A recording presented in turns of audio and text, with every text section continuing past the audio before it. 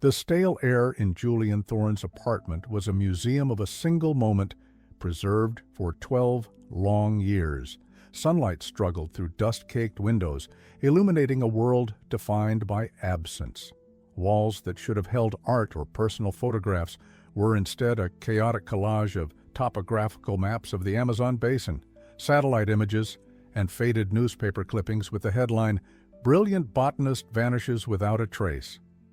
Julian, now in his early 30s, moved through the space with the weary resignation of a man twice his age. His career as a documentary filmmaker was a direct consequence of the void left by his older brother Ares.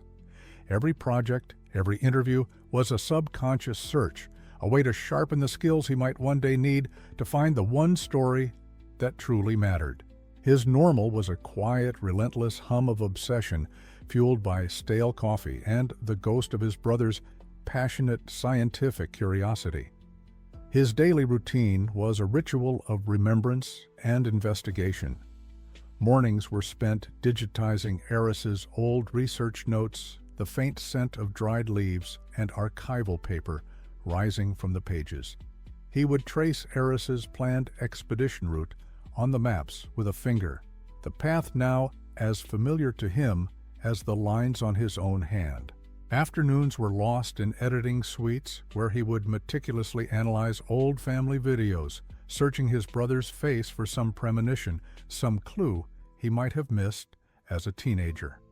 The whir of hard drives was his constant companion, a mechanical heartbeat in the silence of his life. He existed in a loop, a man trapped between the vibrant living memory of his brother and the vast, indifferent green of the jungle that had swallowed him whole. This suffocating normality was his penance and his purpose, the only way he knew how to keep a flicker of hope alive against the crushing weight of time. The shrill, unexpected ring of his phone shattered the sanctified quiet. It was a number with a Brazilian country code, one he hadn't seen in years. His heart hammered against his ribs, a sudden, violent drumbeat after a long silence. He answered, his voice a dry rasp. The voice on the other end was weathered, familiar. Mateo, the old guide from the last search party. "Julian," he began, the connection crackling like a distant fire. "You need to come. A logging crew. They were working a new area, a place the river just opened up." Julian's knuckles turned white as he gripped the phone. He held his breath, anticipating the words he had both craved and dreaded for over a decade. "They were cutting down an old ironwood," Mateo continued, his voice heavy with significance.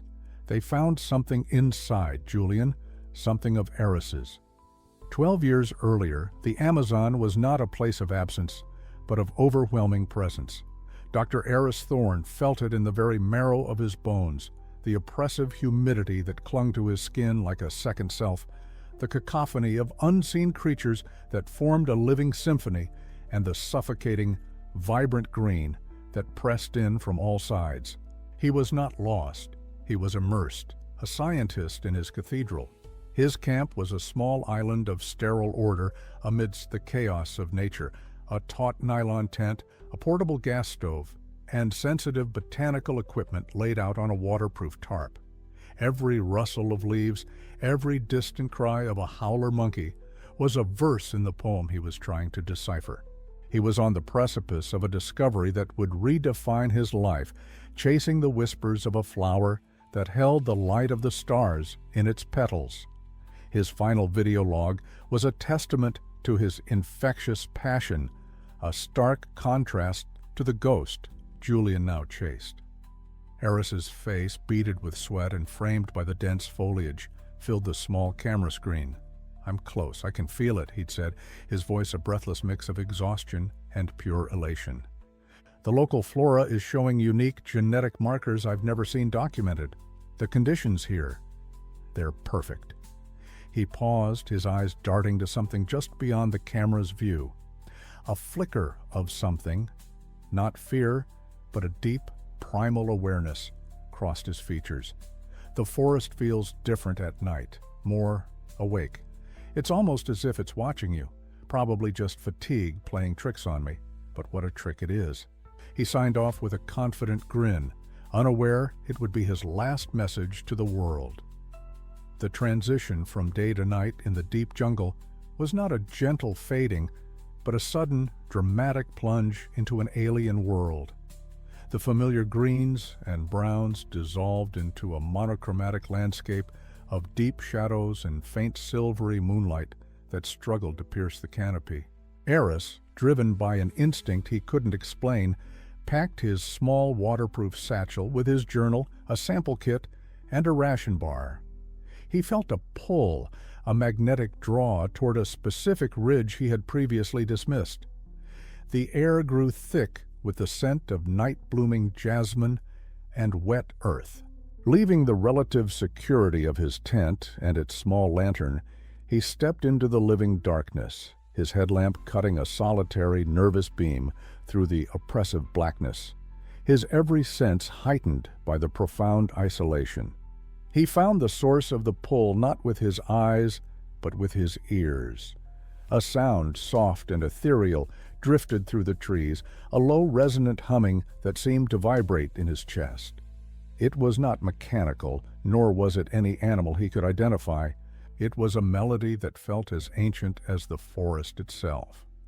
Drawn by an irresistible curiosity that overrode years of training and caution, Aris pushed deeper into the undergrowth, his boots sinking into the soft loam.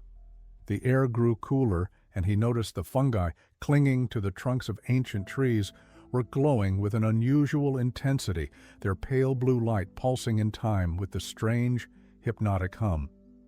He was no longer an observer, he was being led. Then he saw them. They were not figures of menace, but of shadow and light, moving with a fluidity that made them seem part of the forest's own respiration. Silhouettes at the edge of his headlamp's beam, their forms indistinct yet undeniably present. They were silent, watchful. Panic flared in Aris's chest, cold and sharp, but it was quickly replaced by an overwhelming sense of awe. He was not being hunted. He was being met. In that heart-stopping moment, he understood.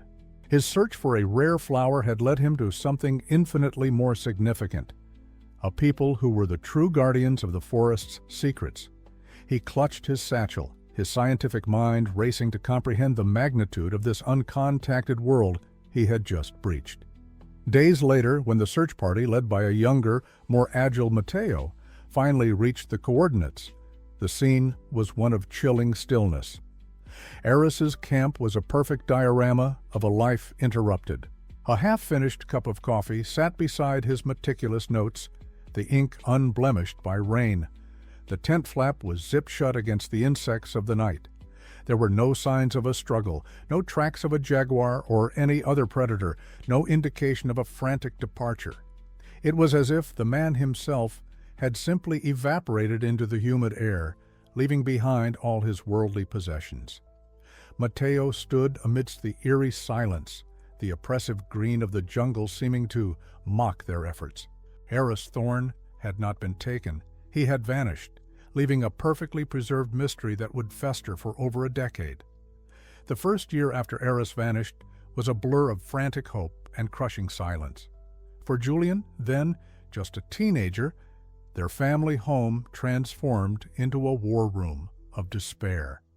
Maps covered the dining table, and the constant ringing of the phone was a cruel metronome, counting down the seconds of his brother's life. His parents moved like ghosts through the rooms, their faces etched with a grief so profound it seemed to absorb the light. Hope in those early days was a physical agony, a tight band around his chest that made it hard to breathe. Every call from the search party that ended with nothing yet was another small death. The world outside continued, but inside their home, time had frozen on the day Aris disappeared, leaving them trapped in an amber of uncertainty. As months bled into years, the nature of their grief mutated. The sharp, piercing pain of the initial loss softened into a dull, chronic ache that settled deep in their bones. For Julian's parents, this ache slowly calcified into a fragile shell of acceptance. They began the heartbreaking process of archiving Aris's life, packing his books into boxes and taking down his photos. Not to forget, but to survive the constant reminder. Julian, however, refused this solace. He saw their actions as a surrender, a betrayal. His grief did not soften. It hardened into a cold, diamond-sharp resolve. While his family learned to live with a ghost, Julian dedicated his life to an exorcism, vowing to drag the truth out of the jungle's suffocating silence. While other boys his age navigated the complexities of high school, Julian navigated the dense, scientific scrawl of his brother's research notes. He spent his nights not at parties, but under the glow of a desk lamp, memorizing botanical terms, studying satellite imagery, and learning survival techniques from weathered old books. He felt a universe away from his peers, an old soul in a young body, burdened by a purpose he hadn't chosen, but could not abandon. They don't understand, he'd think, tracing the faded lines of Eris's proposed route on a map. They see a headline. I see his handwriting. I hear his voice. How can you stop looking for a voice you can still hear? At 20, Julian made his first pilgrimage to the Amazon, a disastrous and humbling journey funded by his meager savings. The jungle he encountered was not the cathedral of discovery Eris had described, but a monstrous living entity profoundly indifferent to his pain. The oppressive heat, the constant threat of unseen dangers, and the sheer overwhelming scale of the wilderness nearly broke him. He returned home weeks later, gaunt, feverish, and empty-handed, the scent of mud and decay clinging to him like a shroud. The failure was a bitter pill, but it burned away his youthful naivete, replacing it with a grim, pragmatic understanding of the beast he was determined to face again. He was often haunted by a memory from his childhood, a sun-drenched afternoon in their backyard. Eris, home from university, was showing him how to identify different plant species, his voice filled with an almost spiritual reverence for the natural world. Everything is connected, Jules, Eris had said, holding up a simple leaf. This isn't just a leaf. It's a story of sunlight, water, and time. You just have to learn how to read it. That memory became Julian's guiding principle. It was a constant, painful reminder of the brilliant mind and gentle soul that had been lost, fueling his obsession to find the final, unwritten chapter of his brother's story, no matter the cost to himself. The chasm between Julian and his parents widened over the years. Their conversations became minefields of unspoken words and divergent pains. They saw his relentless search as a refusal to heal, a self-inflicted wound he kept tearing open. He saw their quiet resignation as an abandonment of Eris's memory. During one tense dinner, his mother had pleaded, "Julian, you're letting him take your life too." The words, meant to be loving, felt like a betrayal. He couldn't make them understand that his life hadn't been taken. It had been given a singular, unyielding focus. He wasn't just searching for his brother. He was trying to hold on to the last piece of himself that still made sense. His decision to become a documentary filmmaker was a calculated one, a perfect fusion of his skills and his obsession. It provided a legitimate cover for his travels and a means to fund his searches. On film, he was a professional, a storyteller, capturing the world's forgotten corners. But behind the lens, every interview with a remote villager, every shot of an unforgiving landscape, was a covert investigation. He was gathering intelligence, learning the languages of the wild places, and sharpening his instincts. His career was a meticulously constructed facade, a long con played on the world, and sometimes on himself, all in service of the one story that truly mattered and that he could never bring himself to film. By the 12th year, the relentless quest had sculpted Julian into the man in the dusty apartment. The fire of his youth had banked into a low, steady ember of perseverance, glowing stubbornly against a backdrop of deep-seated weariness. He had learned to live with the not knowing, to function within the suffocating confines of his brother's absence. The hope for a miraculous return had long faded, replaced by a grim, desperate need for a single, tangible answer. A bone, a piece of equipment, a final journal entry. He existed in a state of suspended animation, a man waiting for a single phone call to either release him from his vigil or condemn him to it forever. The journey to the logging site was a fever dream of muddy roads and the oppressive, suffocating green that Julian had come to both hate and revere. When he finally arrived, the jarring scream of chainsaws had been silenced, replaced by an unnatural quiet that felt heavier than any noise. A group of sweat-stained loggers stood in a somber circle around a fallen giant, a colossal ironwood tree, its ancient lifeblood spilling out as fragrant sawdust. Mateo met him at the edge of the clearing, his face a mask of grim empathy. "It is as I told you," the old guide said, his voice low. Julian's gaze was fixed on the tree, a tomb laid open to the sky. His heart hammered, a frantic, painful rhythm against his ribs, each beat a question 12 years in the making. Mateo led him forward, the soft earth seeming to pull at his boots, slowing his approach to a funereal pace. There, in the cavernous hollow of the cleaved trunk, was a dark, amorphous shape. It wasn't just a bag, it was a cocoon, a misshapen lump sealed in a dark, amber-like substance that Julian recognized as hardened tree sap, interwoven with leaves and jungle fibers. It was a deliberate encasement, a conscious act of preservation. He knelt, the humid air thick in his lungs, his entire world narrowing to that one object. For 12 years, Eris had been an abstract concept, a ghost haunting maps and memories. Now a tangible piece of that ghost was right in front of him, and the sheer, overwhelming reality of it was paralyzing. With a profound sense of ceremony, Julian and Mateo carefully began to work the object free. The loggers watched, their usual gruffness replaced by a shared, silent reverence for the moment. Julian used his knife to gently chip away at the hardened sap, which flaked off in brittle, translucent shards. Each piece that fell away felt like a second being peeled from a clock, reversing time. He could feel the distinct shape of a satchel beneath the layers, Eris's waterproof field bag. His mind raced with 1,000 terrifying possibilities. Was it a message? A final, desperate record? Or would it just be filled with mud and decay, another dead end?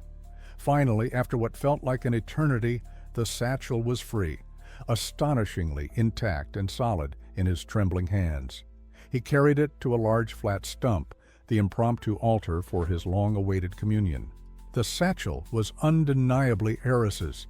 He recognized the faded canvas and the worn leather strap where his brother's hand would have rested. The initials A.T. were barely visible, embossed near the rusted buckle. The world seemed to fall away, the sounds of the jungle muting to a distant hum. It was just him and this final stubborn artifact of his brother's life. His fingers, clumsy with adrenaline and emotion, fumbled with the metal clasps.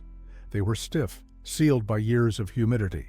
With a final desperate push of his thumb, one gave way with a loud, metallic click that echoed in the profound silence, followed by the second. He held his breath and slowly lifted the flap. The first thing he saw, resting on top and miraculously preserved, was Eris's leather-bound field journal. The sight of his brother's precise, familiar handwriting on the cover was a physical shock, a punch to the gut that stole his breath. He ran a shaking finger over the embossed name, a wave of pure, unadulterated grief washing over him, so potent it felt like the first day all over again. Tucked beside it was a small, hand-carved wooden effigy of a jaguar, its form smooth and fluid. The object was completely alien, belonging to a world of belief and ritual, not his brother's sterile world of science. It was the first clue that Eris had stumbled into something far beyond the search for a simple flower. Beneath the journal, carefully wrapped in a piece of oilcloth, lay the final piece of the puzzle. Julian's hands trembled as he unfolded the cloth. Inside rested a pressed plant specimen, its delicate petals a deep, impossible shade of violet. And then he saw it. Even in the dappled sunlight filtering through the canopy, the flower emitted a soft, otherworldly blue luminescence, a faint but steady glow that seemed to breathe. A collective gasp came from the loggers behind him. Mateo uttered a name from a local legend, a word of deep fear and awe. Julian stared, mesmerized, at the impossible light. This was Eris's discovery, the beautiful, impossible thing he had been chasing. But the journal in his other hand promised a far more complex truth, not just what Eris found, but what had found him. Back at a makeshift camp just beyond the logging site, the world shrank to the circle of light cast by Julian's headlamp. He had retreated from the sympathetic, curious eyes of the loggers, needing a space of sterile quiet to confront the ghosts that had been unearthed. Mateo kept a respectful distance, stoking a small fire whose crackling was the only sound besides the incessant hum of the jungle. The satchel's contents lay before Julian on a flat rock, the impossible glowing flower pulsing with a soft blue life, the smooth alien jaguar effigy, and the journal. This leather-bound book felt heavier than stone in his hands. It was a final conversation, a postscript 12 years in the making, and a profound terror gripped him at the thought of finally turning the first page. He began to read, his fingers tracing the familiar loops and slants of his brother's handwriting. The initial entries were a painful comfort, filled with Eris's characteristic precision and intellectual fervor. He detailed soil acidity, rainfall patterns, and the symbiotic relationships between fungi and root systems. It was pure science, a voice Julian knew as well as his own. He could almost hear Eris narrating the words, his voice brimming with passion for the intricate hidden machinery of the ecosystem. For a few precious moments, Julian felt a wave of bittersweet nostalgia, a connection to the brilliant, vibrant brother he remembered before the jungle had claimed him. It was the calm before the storm, a final glimpse of the man Eris was before he became a mystery. Then the tone began to shift, subtly at first, then with unnerving speed. The scientific detachment bled away, replaced by something more primal and introspective. Eris wrote of a persistent, low-frequency hum that seemed to emanate from the earth itself, a sound he couldn't measure but could feel in his bones. He described a constant, pervasive feeling of being observed not by a predator, but by a vast, silent intelligence woven into the fabric of the forest. "It's as if the jungle itself has an awareness," one entry read. "I feel like a single cell under the microscope of a god." Julian looked up from the page, his own senses suddenly on high alert, the surrounding darkness feeling less empty and more watchful. The narrative took a dramatic turn when Eris chronicled his first encounter with the tribe. He called them the Yanakuna, the people of the shadow, describing them as moving with an impossible grace, their forms seeming to merge with the dappled light and deep shadows of the undergrowth. His initial heart-pounding fear, he wrote, quickly dissolved into a profound sense of awe. They were not hostile. They were simply present.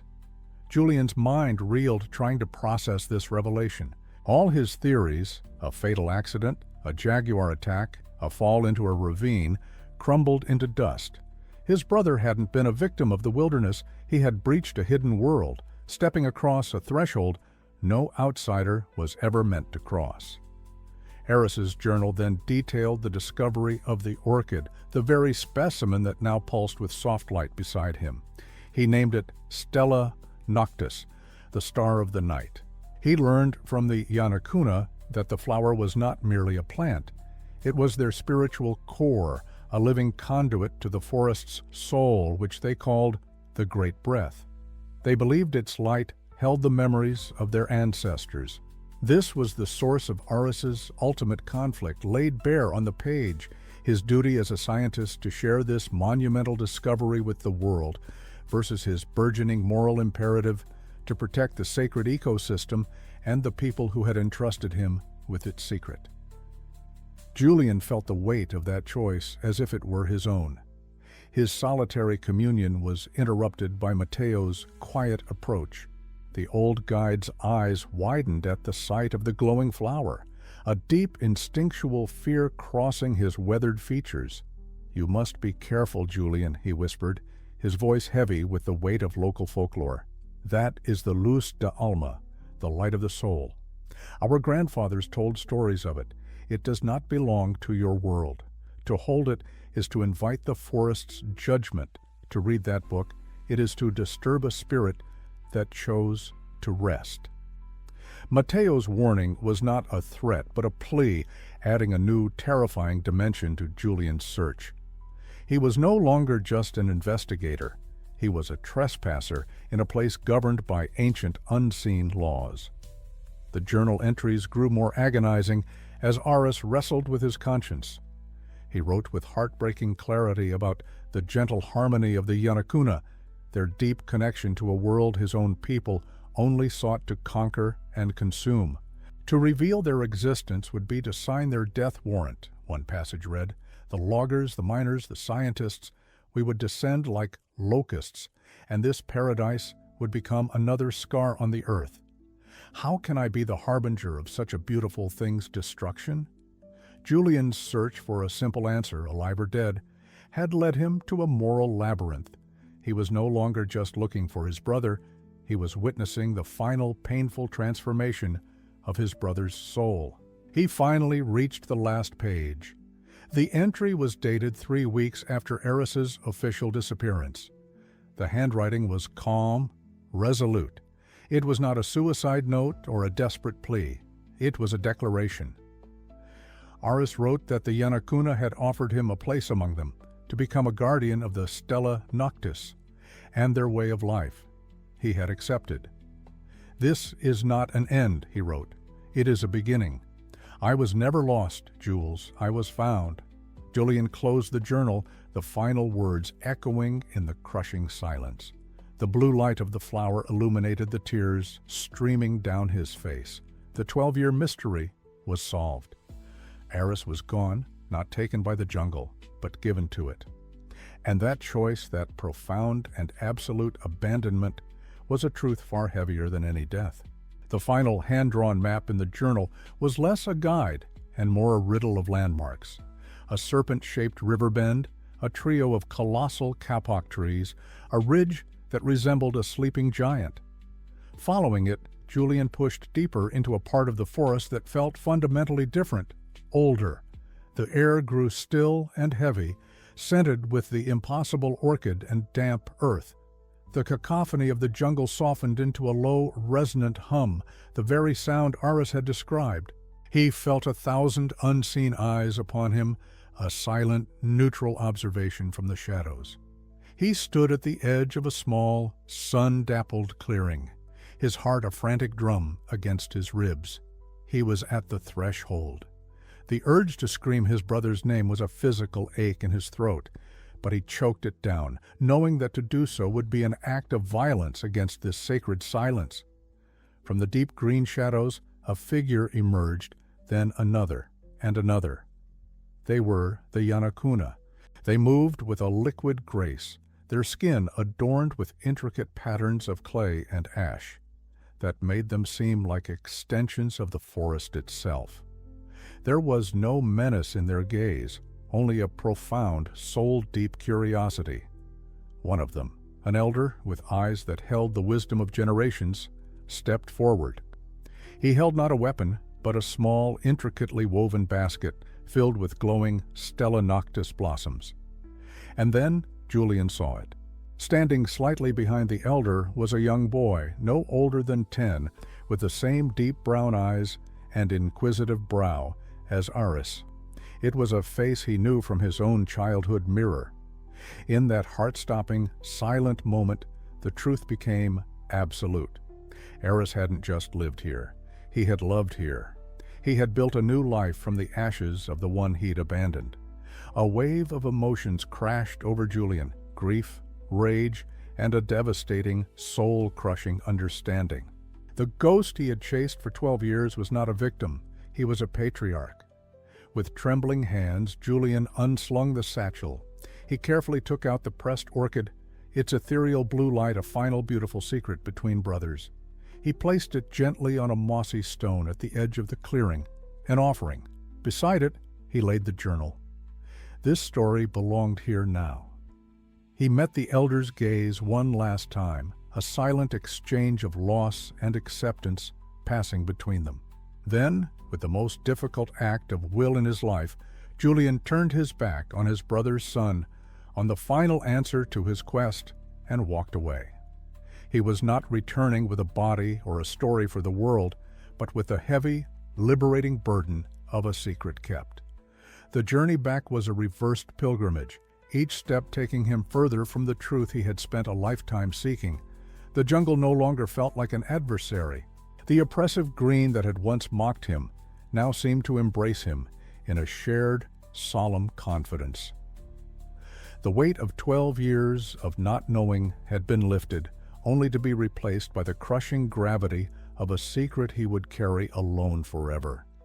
He thought of the boy with his brother's eyes, a nephew he would never know, a life that would flourish in a world he could never enter. Julian was no longer a man haunted by a ghost. He was a guardian of a living memory, a silent sentinel standing between two worlds. The silence was no longer empty, it was filled with his brother's choice.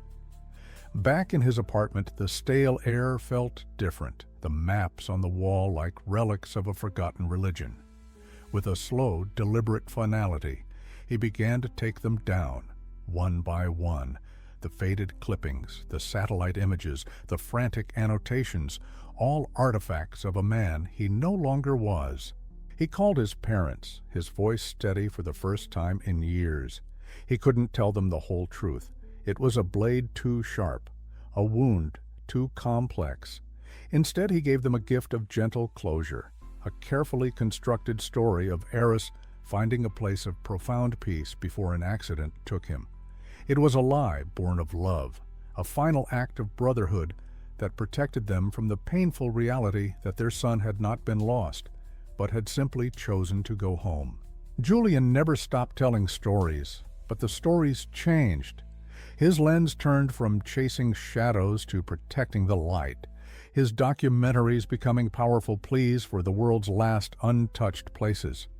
He never spoke of the Yanakuna or the Stella Noctis, but their existence informed every frame he shot, a silent dedication woven into his life's work.